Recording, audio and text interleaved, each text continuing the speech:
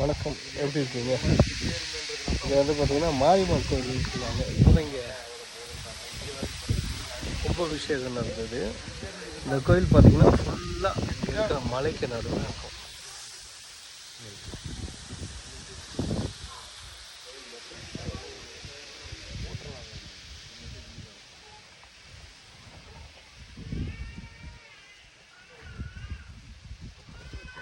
கண்ணு கேட்ட தூரம் வரையும் பச்சை பசேல் தான் இருக்கும் பாருங்கள். பில்டிங் இருக்காது, வீடுங்களும் இருக்காது.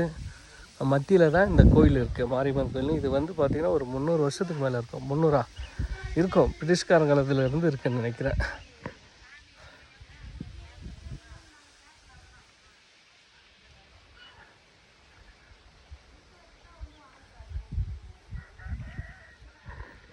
நேற்று தான் இங்கே கும்பாபிஷேகம் பண்ணாங்க. இங்கே இருக்கிற எஸ்டேட்டு மக்கள்லாம் இங்கே வருஷம் வருஷம் விழா எடுத்து சிறப்பிப்பாங்க. 12 வருஷத்துக்கு ஒரு வாட்டி இங்கே கும்பாபிஷேகம் நடக்கும். அது நேற்று நடந்தது.